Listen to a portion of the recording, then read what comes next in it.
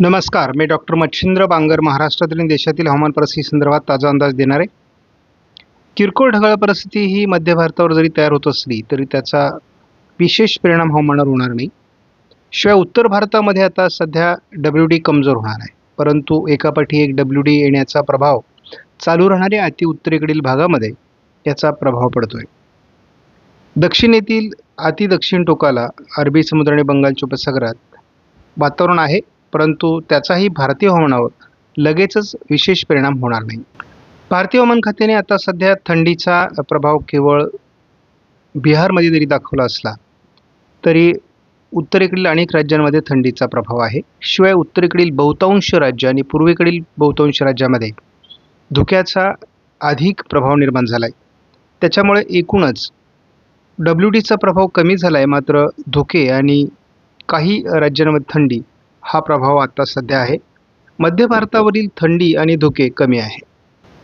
साधारणपणे आपण असं बघतो की पाऊस हा 1 ऑक्टोबर म्हणजे पोस्ट सीझन मान्सूनचा, म्हणजे 1 ऑक्टोबरपासून 22 डिसेंबरपर्यंत कुठे किती पाऊस झाला आहे, नॉर्मली किती होतो आणि किती झालेला आहे, असं जर आपण बघितलं तर या ठिकाणी बहुतांश राज्यांमध्ये हा पावसाचा प्रभाव कमी आहे. केवळ बिहार एक राज्य असं आहे तिथे 180% पाऊस या दरम्यान झालेला आहे, म्हणजे आपण या ठिकाणी ते बघतो. आणि इतरही राज्यांमध्ये पाऊस झालेला आहे, म्हणजे 51% सिक्कीममध्ये पाऊस झालेला आहे. इतर ठिकाणी मात्र म्हणजे अरुणाचल प्रदेश असेल, आसाम या भागामध्ये मात्र पावसाची घट आहे. त्यानंतर ईस्ट UP आणि वेस्ट VP यामध्ये देखील पाऊस सरासरीच्या तुलनेत जवळपास 100च्या दरम्यान झालेला आहे, 100%पर्यंत. त्यानंतर दिल्लीमध्ये देखील 93% पाऊस आपल्याला पोस्ट सीझनमध्ये झालेला दिसतोय. 67% पंजाबमध्ये झालेला दिसतोय. 151% आणि 292% पाऊस हा आपल्याला ईस्ट राजस्थान आणि वेस्ट राजस्थानमध्ये झालेला दिसतोय पोस्ट सीझनमध्ये. तर याचा अर्थ आपण जे हवामान बदलतंय त्याचा प्रभाव या ठिकाणी बघतो. गुजरात रिजनमध्ये किंवा पुढे आपण गोवा रिजनमध्ये बघतो की या ठिकाणी सुद्धा 183 आणि 254 मिलीमीटर पाऊस हा आपल्याला पोस्ट सीझनमध्ये झालेला दिसतोय. जर आपण काही राज्य अपवादात्मक सोडले तर आपल्याला असं दिसेल की तिथे घट आहे, परंतु बहुतांश राज्यांमध्ये पोस्ट सीझनमध्ये देखील बऱ्यापैकी पाऊस झालेला आहे. म्हणजे तशी आपल्याला जी पावसाची घट असते, कारण कर्नाटकामध्ये आपल्याला दक्षिण भारतामध्ये पाऊस अधिक होत असतो आणि या ठिकाणी आपल्याला बहुतांश ठिकाणी पाऊस झालेला आहे. फक्त आपल्याला कर्नाटकमध्ये पावसाचं प्रमाण थोडं कमी दिसतंय किंवा केरळामध्ये सुद्धा थोडं पावसाचं प्रमाण कमी आहे, 20% घट या ठिकाणी दिसते.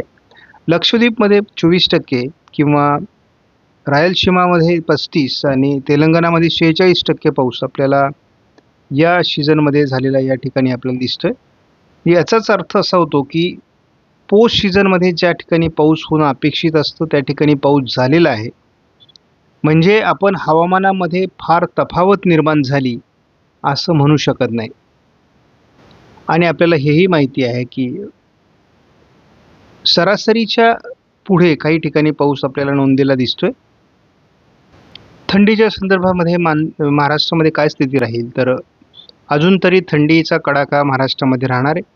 जरी आपल्याला थंडीची लाट दाखवली जात नसली तरी देखील बऱ्याच राज्यांमध्ये अजून प्रभावी थंडी आहे.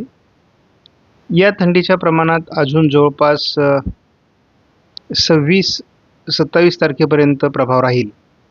थोडं 28-29 नंतर ते कमी होऊ शकते, परंतु इतक्या सहज थंडी कमी होणार नाही. 30-31 आणि 1 तारखेला आपल्याला थंडी शेवटी कमी दिसते. म्हणजे 7 दिवस अजून तरी थंडीचा प्रभाव महाराष्ट्रामध्ये राहणार आहे आणि यावर्षी आपल्याला बऱ्यापैकी थंडी सुद्धा जाणवलेली आहे. आणि याचं मुख्य कारण असं आहे की आपल्याला उत्तरेत अनेक ठिकाणी बर्फवृष्टी झाली. उत्तर भारतामध्ये अजूनही एक WD आहे, परंतु त्याचा प्रभाव उद्या संपणार आहे आणि जवळपास मग पुढे 4-5 दिवस कुठलीही विशेष ॲक्टिव्हिटी नाही. मग 29 तारखेला आणि पुढे 30 तारखेला थोडं पुन्हा नवीन WDचं वातावरण तयार होणार आहे. त्यामुळे एक नवीन सीझन आपल्याला काय म्हणू की नवीन WD उत्तर भारतात सक्रिय होईल. त्यामुळे जानेवारीमध्ये थंडीची प्रमाण वाढण्याकरता त्याची मदत होईल. आपल्याला एकच माहिती आहे की 22 तारखेपासून उत्तरायण सुरू झालेलं आहे आणि त्यामुळे आता हळूहळू आपण उन्हाळ्याकडे परावर्तित होणार आहोत. तसा मूळ हिवाळ्याचा जो मध्य असतो तो आता संपलेला आहे आणि हिवाळ्याचा देखील उत्तरार्ध आता सुरू झालेला आहे. म्हणजे पूर्वार्ध संपला आणि उत्तरार्ध हिवाळ्यांचा सुरू झालेला आहे. पुढे आता जसं जसं प्रत्येक दिवस जाईल म्हणजे अजून पूर्ण जानेवारी महिना थंडीचा असणार आहे. अर्धा फेब्रुवारीत देखील थंडीचा असणार आहे. जसं आपण नोव्हेंबर आणि डिसेंबर हे थंडीच्या मध्ये अनुभवले तसंच आपल्याला पुढेही अनुभवायला मिळणार आहे. आपण या मॉडेलच्या माध्यमातून दररोज 7 दिवसाचा अंदाज बघत असतो. आपल्याला असं दिसतंय की अंदमान निकोबार बेटांच्या आजूबाजूने एक तीव्र कमी दाबाचं क्षेत्र या आठवड्यामध्ये शेवटी म्हणजे 29, 30, 31च्या दरम्यान तयार होईल असा एक प्राथमिक अंदाज आहे. आपण यापूर्वी सांगितले जानेवारीत विशेष अवकाळी पावसाची काही भीती नाही, गारपिटीची भीती नाही आहे. मात्र फेब्रुवारी, मार्च पुढे मात्र थोडं वातावरण बदलणार आहे आणि आपल्याला मेपासूनच पावसाळी प्रभाव हा जाणवू शकतो. आपण 15 दिवसासाठी एक धावता अंदाज या मॉडेलच्या माध्यमातून घेत असतो आणि अतिशय महत्त्वाचा अशा प्रकारचा हा अंदाज असतो. आपण बघतो या आठवड्यामध्ये साधारण अंदमान निकोबार बेटांच्या दरम्यान एक सिस्टम प्रभावीपणे तयार होईल. त्याचबरोबर उत्तर भारतामध्ये 29, 30, 31च्या दरम्यान WD देखील सक्रिय होण्याची शक्यता आहे. या पार्श्वभूमीवर हा अंदाज महत्त्वाचा आहे. आपल्याला जवळपास 5-6 जानेवारीपर्यंतचा हा अंदाज आहे आणि थोडं आपल्याला असं दिसतंय की जानेवारीच्या काही पिरियडमध्ये थोडंफार वातावरण WD आणि बंगालच्या उपसागरातील सिस्टम यामध्ये जोडलं जाऊ शकतं का हे आपण थोडं बघणार आहोत, परंतु शक्यता फार कमी आहे. 6 जानेवारीपर्यंत जेव्हा ECMW मॉडेलचा एकत्रित अंदाज बघतो तेव्हा बंगालच्या उपसागराच्या दक्षिण टोकाला एक सिस्टम विकसित होण्याची शक्यता आहे, ज्याचा परिणाम हा अंदमान निकोबार बेट, लक्षद्वीप, केरळ, दक्षिण तामिळनाडू आणि श्रीलंकेमध्ये होणार आहे. त्याचबरोबर आपल्याला हेही दिसते की उत्तर प्रदेश आणि थोडं बिहार, पूर्व मध्य प्रदेश आणि उत्तर छत्तीसगड या ठिकाणी थोडं गारपिटीचं वातावरण जानेवारीच्या पहिल्या आठवड्यात असू शकतं असा आत्ताचा अंदाज आहे.